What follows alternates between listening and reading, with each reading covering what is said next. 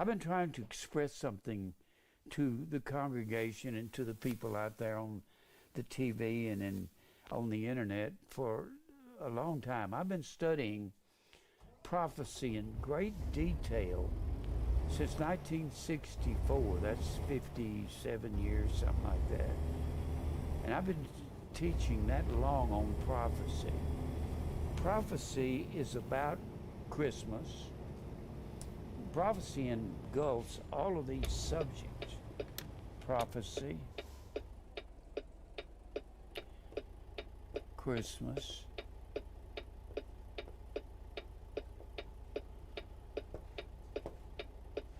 the 70 weeks of Daniel. These are all directly related. 70 weeks.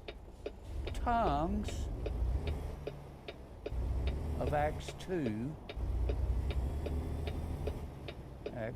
and 1 Corinthians 14. These are the two big chapters that the Pentecostals use, and it doesn't mean what they're saying. And it has to do with the sword, the famine, the pestilence. All of these are related subjects. Pestilence. I'll get in a minute. Pestilence. The sword, the famine, the pestilence, and the beast. And these, the sword, the famine, the pestilence, and the beast is the four horsemen of the apocalypse.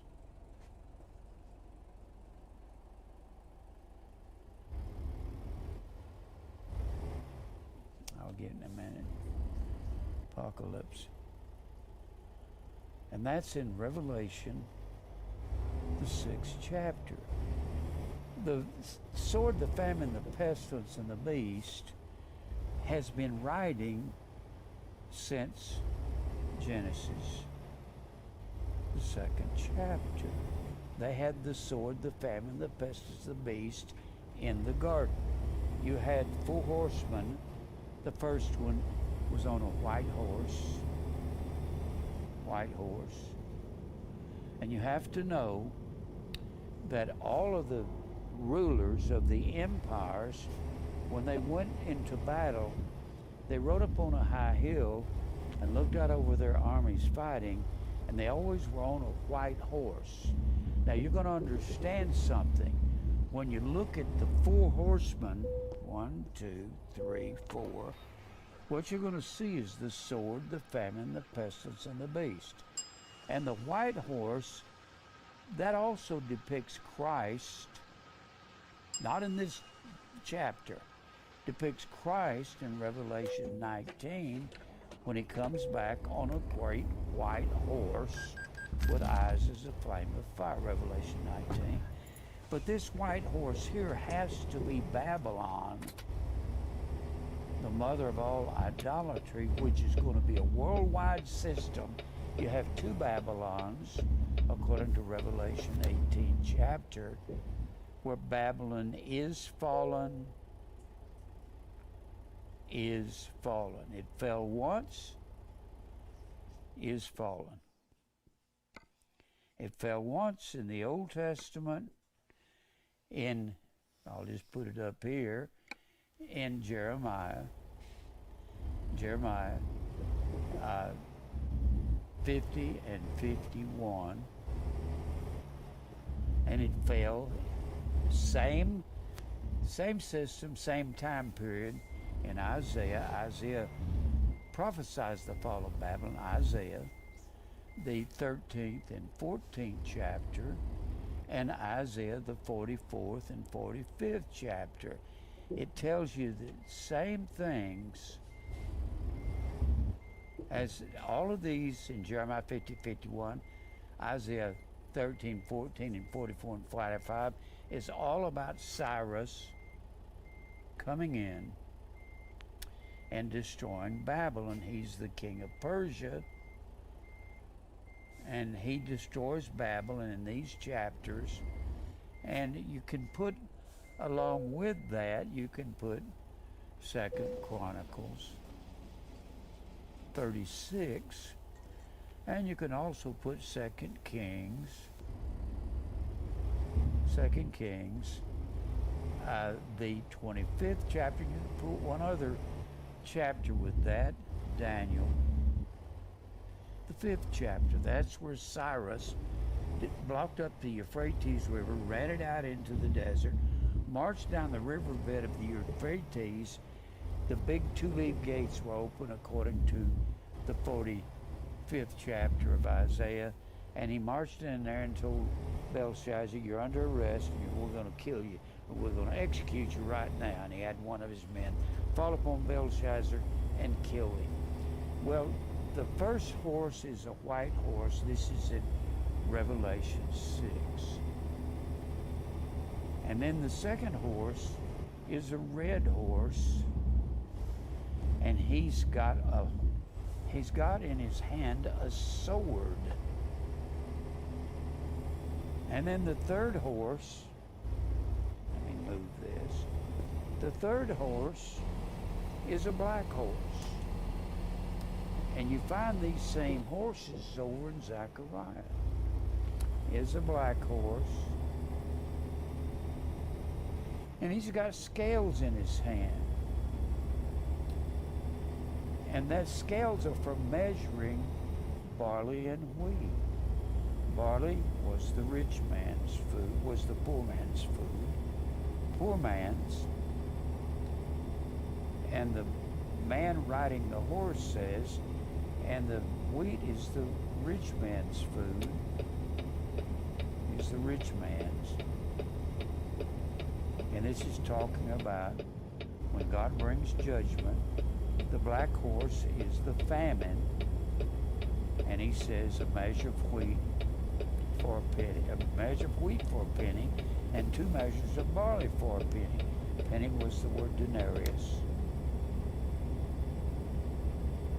Denarius was the day's wages for a Roman soldier and for a slave in the field, Roman soldier, and for a slave.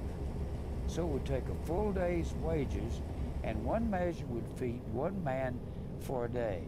So poor man can feed 2 people, 2 measures of barley for a penny or for a denarius. And then the last horseman is a pale horse. A pale horse, and the pale horse, death and pestilence rides with him. Death and pestilence, disease. So these are the 4 horsemen, and they are the sword, the famine, the pestilence. We've been talking some about the coronavirus.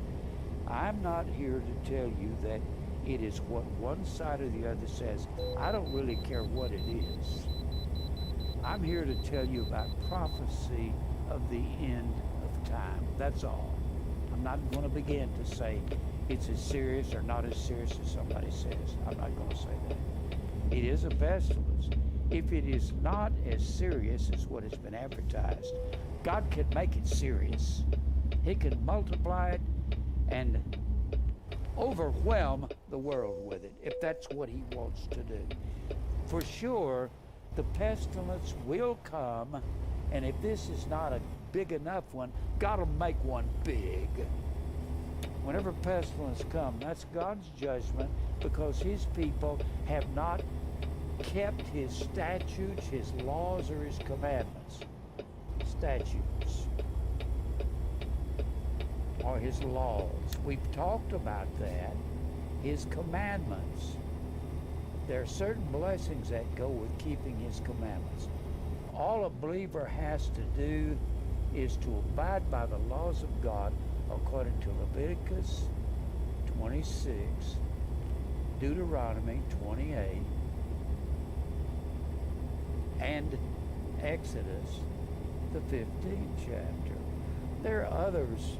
Every time you see a prophet prophesying, When Israel went after other gods for 510 years, they went after other gods.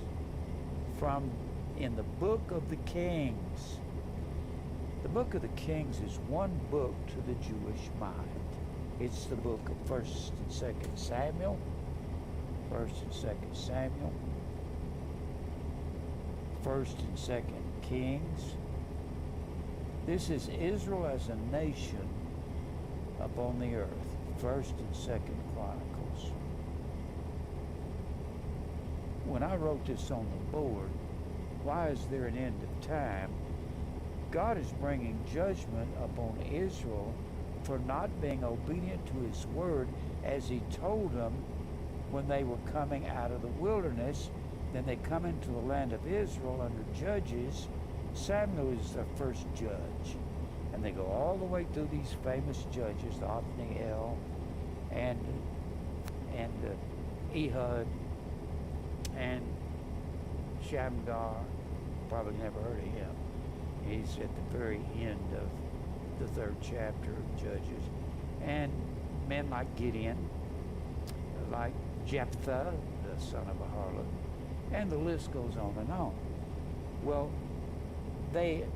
Israel kept turning back to Baal in the grove, or Balaam, B-A-A-L-Y-M, L-I-Y-M. I am is always plural. They had many gods in Israel. Baal, the grove, and the grove is the tree goddess. This thing was serious with God when he said, if you're thanks for liking the stream. Have a very good day. And the preachers of Israel did not preach truth. They did. How can you obey God when the average person depends upon the preacher to tell them truth that they can be obedient to, and the preachers are not telling it? That's going on in America today. So these judgments are going to come. The sword, that is war from our neighbors. We've got so many wars in the world. One writer says about 50 wars. Another one said 69 wars. I don't know how many, but they're all over the world with thousands of people involved. And you've got, so when what we're doing, God is bringing judgment on Israel and upon the church, which is spiritual Israel. Church is heavenly Jerusalem, the church, because all these preachers in America are not telling the truth. How can you obey God when they won't tell the truth? The average person that attends a church knows little to nothing about the Bible. I mean, actually, little to nothing. You can talk to them. I talk to people every day. I witness to people constantly in the streets, at the grocery store. I got out of my car to fill up with gas a couple of days ago. And the guy was standing out there in the middle of the parking lot. He pointed at me, he said, "You were on TV." I said, "I'm still on TV." And I walked over to him and talked to him about predestination. Christmas is pagan. Talked to him about the charismatics not telling the truth. And he was just enamored. Said, "This is really great." And he was about 40 years old. He was a builder. And he said, "I'm going to come see you." I said, "Well, good. I hope you do." I never stop witnessing to people. I don't beat anybody up. I just tell them what the Bible says. And that's all you have to do. If they're elect, they'll hear.